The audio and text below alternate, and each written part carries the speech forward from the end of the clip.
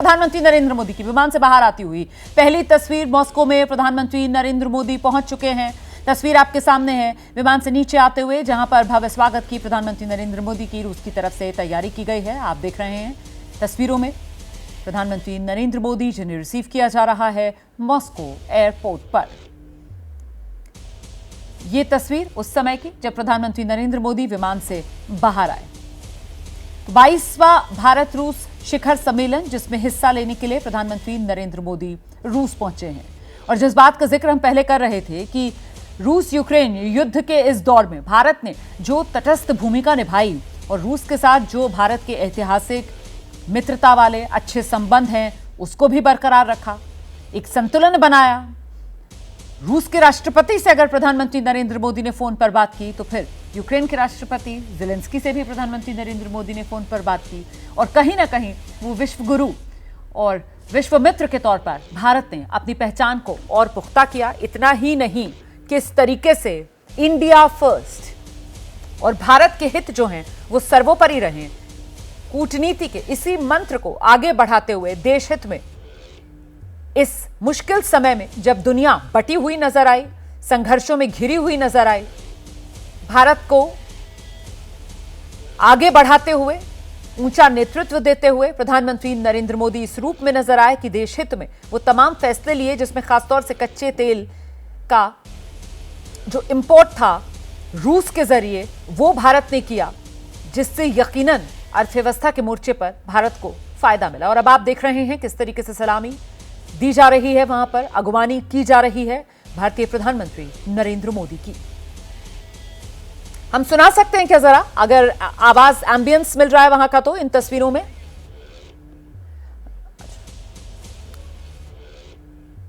तो ये तस्वीरें आपके सामने देखिए किस तरीके से बाकायदा लाल कालीन वहां पर बिछा हुआ नजर आ रहा है। प्रधानमंत्री नरेंद्र मोदी का भव्य स्वागत हो रहा है। रूस भी इस बात को समझता है जिस तरीके से खासतौर से पश्चिमी देशों ने ये ठाना कि रूस को दुनिया में अलग थलग करना है, उसमें भारत की मित्रता जो है वो रूस के लिए कितनी महत्वपूर्ण हो जाती है। और इन हालात में प्रधानमंत्री नरेंद्र मोदी का रूस जाना अपने आप में एक संदेश बड़ा है, एक संकेत साफ है। और यकीनन यहां से जो दोनों देशों के रिश्ते हैं वो नई ऊंचाइयों और नए आयाम पर पहुंचते हुए अब नजर आएंगे। देखना दिलचस्प होगा जिस तरीके से रूस में पुतिन से द्विपक्षीय बातचीत होगी, मोदी पुतिन की मुलाकात होगी, तो खासतौर पर फोकस कहां कहां रहेगा इसको लेकर भी आगे बात करेंगे हम। वो कौन कौन सी डील्स हैं जो दोनों देशों के बीच होंगी, इस पर भी हमारी नजर रहेगी। हमारे साथ हमारे सहयोगी आशीष सिंह इस वक्त मौजूद हैं और जरा जानते हैं आशीष सिंह से इन हालात में प्रधानमंत्री नरेंद्र मोदी का रूस मॉस्को पहुंचना और ये गर्मजोशी से रूस में प्रधानमंत्री नरेंद्र मोदी का इस्तकबाल, संदेश और संकेत क्या नजर आ रहे हैं इन तस्वीरों से। आशीष पहले ये बताइए। देखिए, भारत जो नॉन अलाइंड पॉलिसी फॉलो करता है, ये उसके संकेत हैं कि किस तरह से भारत पश्चिम के साथ साथ रूस से भी उतनी ही गर्मजोशी से अपने द्विपक्षीय रिश्ते बना के रख सकता है। और इसीलिए कुछ सालों के गैप हो गए हैं, चाहे वो कोविड हो या फिर रशिया यूक्रेन युद्ध के मद्देनज़र। लेकिन प्रधानमंत्री मोदी जब मॉस्को में लैंड करते हैं तो वहाँ पर उन्हें सेरेमोनियल गार्ड ऑफ ऑनर दिया जाता है। और अगर हम लगभग देखें तो 24 घंटे से थोड़ा सा कम समय प्रधानमंत्री मोदी रूस में बिता रहे हैं, लेकिन जो पावर पैक्ड शेड्यूल है प्रधानमंत्री मोदी का वो दिखाता है कि किस तरह से क्रेमलिन भी उतनी ही ज़्यादा तवज्जो देता है प्रधानमंत्री मोदी को और भारत रूस के रिश्तों को। यहाँ पर ceremonial guard of honour receive करने के बाद में प्रधानमंत्री मोदी 2-3 प्रमुख जो उनके शेड्यूल में बातें हैं वो जरूर दर्शकों को बता दें कि वो रीथ लेइंग सेरेमनी करेंगे अननोन सोल्जर्स के टोम पे, और साथ ही साथ आज ही राष्ट्रपति व्लादिमीर पुतिन द्वारा एक विशेष डिनर आयोजन किया गया है प्रधानमंत्री मोदी और साथ ही साथ जो पूरा भारतीय डेलीगेशन गया है उसके लिए। तो जो गर्मजोशी है वो व्लादिमीर पुतिन की तरफ से इक्वली दिखाई देती है। और यही वजह है कि प्रधानमंत्री मोदी भले ही कई सालों बाद, 4-4.5 सालों बाद द्विपक्षीय वार्ता के लिए वहां पर जो एनुअल समिट है पहुंचे हैं। मैं आपसे आगे ये भी समझना चाहूंगी आशीष कि ये 22वां जो इंडिया रशिया एनुअल समिट है, इसमें मुख्य तौर पर एजेंडा क्या रहने वाला है, कौन से वो मुद्दे जिसको लेकर दोनों देश आगे कदम बढ़ा सकते हैं। लेकिन महत्वपूर्ण ये भी हो जाता है कि वो इंडियन डायस्पोरा जो वहां पर मॉस्को में मौजूद है और वो भी बड़ी बेसब्री से प्रधानमंत्री नरेंद्र मोदी से मुलाकात का इंतजार कर रहा है। आशीष, बिल्कुल कम्युनिटी इवेंट वो कल सुबह होगा और उसके पहले अगर हम देखें जो प्रमुख बिंदु जिस पर प्रधानमंत्री मोदी और राष्ट्रपति पुतिन के बीच में बातचीत होगी, सबसे टॉप मोस्ट एजेंडा पे होगा जो ट्रेड डेफिसिट दोनों देशों के बीच में, वो जो प्राइमरीली अगर हम देखें तो जो क्रूड ऑयल भारत ने बहुत ज़्यादा पिछले 3-4 सालों में आयात करना शुरू किया है, उसके मद्देनज़र 64 बिलियन यूएस डॉलर का सामान रूस हमें बेच रहा है। उसमें रक्षा भी है, उसमें एनर्जी भी है, उसमें और भी बाकी फार्मास्यूटिकल और जो ज्वेलरी और डायमंड्स है वो सब चीज़ें हैं। लेकिन भारत जो सामान बेच रहा है वो लगभग केवल 4 से 5 बिलियन यूएस डॉलर है। तो जो 60 बिलियन यूएस डॉलर का ट्रेड डेफिसिट है उसे किस तरह से कम किया जाए, यानी कि और क्या कुछ क्षेत्र हैं और क्या कुछ सामान है जो भारत रूस को दे सके जिससे ये गैप कम हो, ये प्रमुख मुद्दा होगा। दूसरे अगर आप देखें तो रशिया यूक्रेन वॉर के बाद में प्रधानमंत्री मोदी का पहला रूस दौरा है ये, और ऐसे में न केवल भारत और रूस बल्कि पश्चिम के देशों की भी इस विजिट पर बहुत ज़्यादा नज़र होगी। मेंशन करने की ज़रूरत नहीं है कि पाकिस्तान और चीन तो वैसे भी नज़र गड़ा के रखे हुए रहते हैं कि कितनी ज़्यादा जो भारत और रूस की दोस्ती है वो इसमें इस मीटिंग के बाद में और क्या कुछ रंग लाएगी और क्या कुछ उसमें नए आयाम जुड़ेंगे। तो ट्रेड डेफिसिट, साथ ही साथ कुछ और छोटे छोटे मुद्दे भी जो होते हैं जैसे कि युद्ध के समय में कैसे जो पूरा सप्लाई चेन है उसको लेकर किस तरह से वापस उसे रिज्यूम किया जाए। एक और प्रमुख मुद्दा है वो है कुछ भारतीय रूस में ल्यूक्रेटिव जॉब के ऑफर के तहत गए हैं और वो रशियन आर्मी में फ्रंट लाइन में उन्हें डिप्लॉय कर दिया गया है। 10 भारतीय वापस आ चुके हैं, लेकिन कई और ऐसे हैं जो अभी भी वहाँ पर फंसे हुए हैं। इस मुद्दों को, इस तरह के और भी मुद्दों को विदेश मंत्रालय ने रूसी अपने काउंटर पार्ट के साथ में उसे रेज भी किया है, वो भी चर्चा का विषय बनेगा। और साथ ही साथ कनेक्टिविटी, जो एक ट्रांजिट कॉरिडोर के लेकर बातचीत हो रही है, वो भी एक प्रमुख हाईलाइटिंग मुद्दों में से एक होगा। जो डी डॉलराइजेशन, ये एक शब्द हम देख रहे हैं अंतर्राष्ट्रीय स्तर पर अर्थव्यवस्था के डोमेन में, वो बहुत ही महत्वपूर्ण यहाँ पर हाईलाइट बनेगा कि किस तरह से रुपए और रूबल यानी कि भारतीय और रूसी करेंसी में भारत और रूस के बीच में व्यापार हो सके, डॉलर का उसमें इन्वॉल्वमेंट ही ना हो, ये भी प्रमुख मुद्दों में से एक रहेगा। लेकिन प्रधानमंत्री मोदी का मॉस्को में पहुंचना ही अंतर्राष्ट्रीय स्तर पर एक बहुत बड़ा मैसेज है, विशेष तौर पर तब जब हम उनका स्केड्यूल देखते हैं कि और न सिर्फ मॉस्को पहुंचना बल्कि जिस तरीके से ये टाइट स्केड्यूल जिसका आप भी बार बार जिक्र कर रहे हैं, इस टाइट स्केड्यूल में भी प्रधानमंत्री नरेंद्र मोदी जब मॉस्को पहुंचते हैं आशीष, तो फिर वो tomb of the unknown soldier वहां जाएंगे वो, और वहां पर जाकर वो श्रद्धांजलि देंगे। मतलब जो वर्ल्ड वॉर 2 के समय में रूसी सोल्जर्स, सैनिक जिन्होंने अपनी जान गंवाई, उनको वो नमन करेंगे। और खासतौर से इसकी टाइमिंग आप देखिए, ये कब हो रहा है जब एक तरफ रूस और यूक्रेन आमने सामने है, तो कहीं ना कहीं संकेतों की शैली में इसका महत्व तो और हो जाता है ना आशीष। बिल्कुल, और विशेष तौर पर तब जब पिछले 2-3 सालों से ये बात चल रही है कि रशिया यूक्रेन वॉर कहीं तीसरे विश्व युद्ध के तौर पर न बदल जाए, एक गलत कैलकुलेशन और ये आग में घी डालने वाला काम हो सकता है। लेकिन ऐसे में ही पूरा विश्व भारत की तरफ और प्रधानमंत्री मोदी की तरफ बहुत उम्मीदों से भी देखता है। देखिए, इस साइड रहना या उस साइड रहना ये आसान बात होती है, लेकिन नॉन अलाइंड रहना और उसी पर लगातार कई दशकों तक, चाहे वो एक तरफ की गवर्नमेंट हो या फिर दूसरी तरफ की गवर्नमेंट हो, उसी पर पूरे देश को चलना, वो भी भारत जैसे बड़ी अर्थव्यवस्था और जनसंख्या के पॉइंट ऑफ व्यू वाले बड़े देश का, ये एक बहुत बड़ी अचीवमेंट है। और इसीलिए पूरा विश्व भी भारत की तरफ, प्रधानमंत्री मोदी की तरफ टकटकी लगाकर देखे रहता है कि किस तरह से जब प्रधानमंत्री मोदी अगर मॉस्को जा रहे हैं तो वो क्या कुछ कहेंगे, उसके बाद में क्या कुछ व्लादिमीर पुतिन की तरफ से रिएक्शन होगा। ध्यान रखिएगा कि एससीओ में, समरकंद में, शंघाई कोऑपरेशन ऑर्गेनाइजेशन के जो साइडलाइन डिस्कशन हुआ था, वहां पर प्रधानमंत्री मोदी ने ही बड़े कड़े शब्दों में, बड़े क्लियर शब्दों में व्लादिमीर पुतिन को कहा था, this is not an era of war. और वो न केवल भारत और रूस बल्कि अंतर्राष्ट्रीय स्तर पर इस वाक्य ने काफ़ी ज़्यादा ख्याति भी बटोरी थी, क्योंकि ऐसे में जब न केवल रशिया यूक्रेन बल्कि पूरा का पूरा विश्व इस तरह के युद्ध से प्रभावित हो रहा है, तो वो भारत है, तो वो प्रधानमंत्री मोदी हैं जो कि विश्व के लिए काफ़ी हद तक सॉल्यूशन प्रोवाइड कर सकते हैं, चाहे वो एनर्जी हो या फिर सप्लाई चेन हो। रोमाना। प्रधानमंत्री नरेंद्र मोदी को गार्ड ऑफ ऑनर दिया गया है। एयरपोर्ट पे लैंड कर गया है प्रधानमंत्री नरेंद्र मोदी का विमान। आपने देखा प्रधानमंत्री नरेंद्र मोदी जो हैं अब वो एयरपोर्ट से बाहर निकल गए हैं और ये तस्वीरें एयरपोर्ट के बाहर की तरफ की तस्वीरें हैं। देखिए किस तरीके से मॉस्को की सड़कों पर जो भारतीय समुदाय के लोग हैं वो वहां पर बेसब्री से इंतजार कर रहे हैं, नाच गा रहे हैं, ढोल की थाप सुनाई पड़ रही है और कुछ रूसी बालाएं भी यहाँ पर थिरकती हुई नजर आ रही हैं भारतीय ढोल की थाप पर।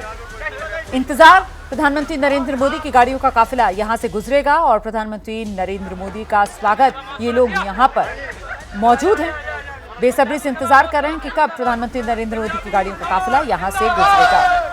हम एक बार फिर से जरा आपको लेकर चलते हैं। हमारे सहयोगी आशीष सिंह इस वक्त हमारे साथ मौजूद हैं और ये देखिए किस तरीके से कटआउट जो हैं वो लगाए गए हैं मॉस्को की सड़कों पर और देखिए किस तरीके से वहां पर ढोल बजाया जा रहा है। आज सुबह से ही ऐसा लग रहा है जैसे मॉस्को में कोई उत्सव का दिन हो, मेला सा लगा हुआ हो। हर तरफ भारतीय पोशाक में आपको वहां पर लोग नजर आ रहे हैं, भारतीय वाद्य यंत्र आपको सुनाई पड़ रहे हैं और देखिए किस तरीके से भारतीय रंग में रंगी हुई रूसी बालाएं नजर आ रही हैं।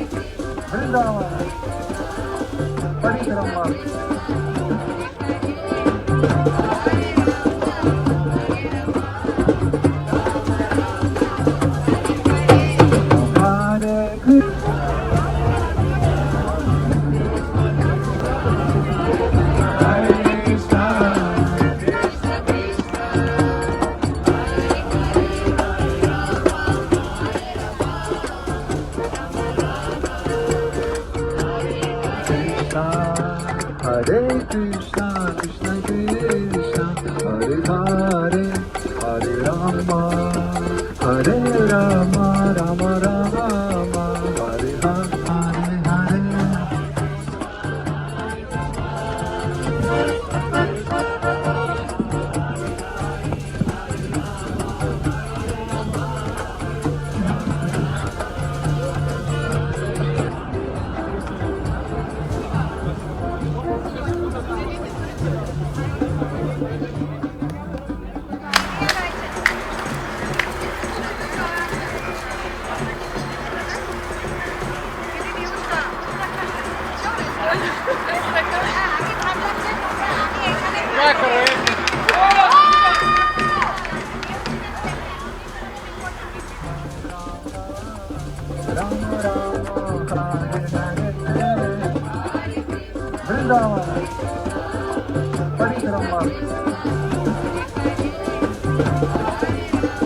तो ये तस्वीरें आप देख रहे हैं, प्रधानमंत्री नरेंद्र मोदी मॉस्को पहुंच चुके हैं और वहां पर देखिए किस बेसब्री से उनका इंतजार हो रहा था। वो तस्वीरें हम आपको लगातार दिखा रहे हैं। हमारे साथ खास मेहमानों का पैनल लगातार बना हुआ है। मैं सीधे अतुल जी का रुख करूंगी। अतुल जी, एक तरफ प्रधानमंत्री नरेंद्र मोदी और देखिए उनका किस तरीके से स्वागत हो रहा है रूस में।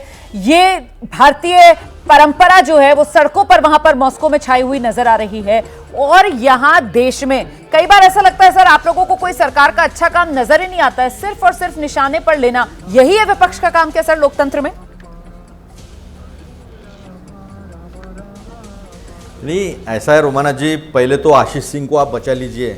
वो आशीष ने बोल दिया नॉन अलाइंड मूवमेंट का जो हमारा पॉलिसी है गुट निरपक्षता की, उसको आगे लेकर जा रहे हैं। वो नेहरू जी के नक्शे कदम पर विश्वगुरु चल रहे, साक्षात विश्वगुरु चल रहे।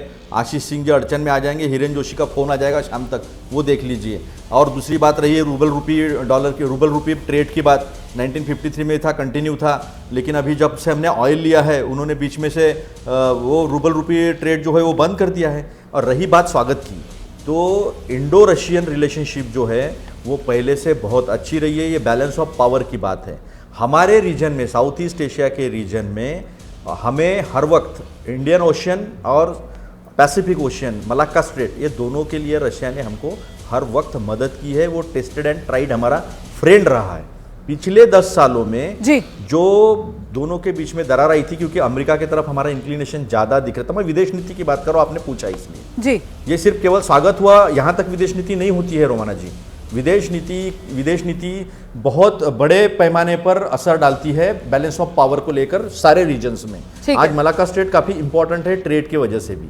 तो ये सारी चीज़ें जो है, ये सारी चीज़ें बहुत इंपॉर्टेंट है। रशिया पूरी तरह से फिर से एक बार डिक्टेटरशिप की तरफ चला गया है। एक डेमोक्रेटिक कंट्री के सबसे बड़े दुनिया के डेमोक्रेसी के मुखिया जब रशिया में जा रहे हैं तो क्या वो उन्हें ये बताएंगे? लोकतंत्र की बात, ये अहम मुद्दा है। हमारे ट्रेड का मुद्दा है। ट्रेड हमारा क्यों निगेटिव हुआ है पहली बार, ये देखना पड़ेगा। रूबल रूपी की बात है, वो देखना पड़ेगा। और हमारे युवा वहां जाकर अगर मिलिट्री में, उनकी प्रॉपर मिलिट्री में, एमएनसी में नौकरी ढूंढना और बात है। तो इस पर भी आपने किस तरीके से सवाल उठा दिए सर, दर्शक देख रहा है। मुझे लगता है जरा जल्दी से बाकी मेहमान हमारे साथ मौजूद हैं। धीरेन्द्र जी, अब सवाल ये बड़ा हो जाता है यहाँ पर, धीरेन्द्र जी हमारे साथ हैं। सर, ये सरकार विपक्ष के इन तेवरों के साथ 5 साल पूरे चल पाएगी सर, या इस पर भी प्रश्न चिन्ह है? धीरेन्द्र जी।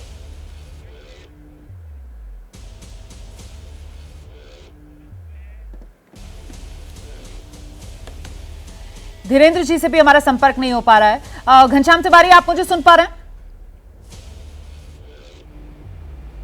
जी, मैं सुन पा रहा हूं। जी, घनश्याम जी, ठान लिया है क्या कि 240 बीजेपी अपने दम पर बहुमत का आंकड़ा नहीं लेकर आई है, तो फिर 5 साल सरकार को पूरे नहीं खींचने देंगे? इसी चक्कर में ये आक्रामकता विपक्ष दिखा रहा है क्या सर? नहीं, देश में जो हालात हैं, हर तरह से त्रासदी। आज सुप्रीम कोर्ट ने नीट के बारे में कहा कि सुप्रीम कोर्ट को ये दिखाई दे रहा है कि नीट में पेपर लीक हुआ है, जो कि देश के शिक्षा मंत्री को नहीं दिखाई दे रहा था। सुप्रीम कोर्ट को ये सवाल दिखाई दे रहा है कि नीट का री एग्ज़ाम हो सकता है अगर सरकार पुख्ते प्रमाण नहीं दे पाई, या डेटा एनालिसिस होना चाहिए, जो मैंने पहले भी कहा है। तो सरकार का जो निरंतर फेलियर है, वो फेलियर आप कवर अप नहीं कर सकते। अब प्रधानमंत्री जी मॉस्को गए हैं, वहाँ पर 2 देशों के बीच में युद्ध चल रहा है।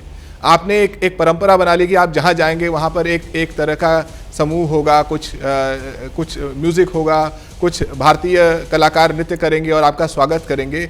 एक मौके की नज़ाकत भी देखनी चाहिए। आप युद्ध वाले देश में गए हैं, तो कहीं ना कहीं अगर आप विदेश नीति को एक व्यक्ति के महिमा मंडन का रास्ता बना लें, तो उसमें एक भौंडापन दिखाई देने लगता है, एक प्रोपेगेंडा दिखाई देने लगता है। ये सरकार जो है 10 साल तक इसी तरह के भौंडेपन से चल रही थी, अब इसे जमीनी हकीकत से चलना पड़ेगा। ठीक है सर, लेकिन ऐसा भी तो कहा जा सकता है ना कि देश में बैठकर विपक्ष को ये जो तस्वीरें हैं वो भौंडापन, प्रोपेगेंडा लग सकती हैं। हालांकि विदेश में बसे हुए जो हिंदुस्तानी हैं, उन्हें इन तस्वीरों को देखकर गर्व महसूस होता है और उनको ऐसा लगता है कि उनके अपने देश का कोई नेता अगर उनके बीच आया है तो वो तो सर खुशी से झूम उठते हैं। प्रतिक्रियाएं आ रही हैं कुछ इंडियन डायस्पोरा, जो भारतीय समुदाय मॉस्को में है, उन्हीं की सुनाते हैं आपको।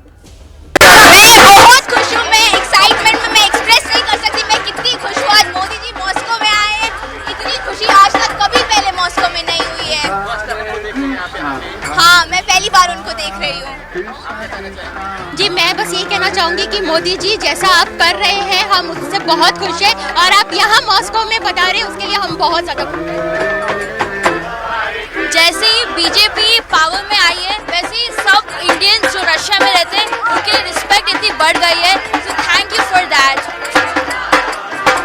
मुझे लगता है ऐसी डेवलपमेंट करनी चाहिए मोदी को, और वंदे मातरम।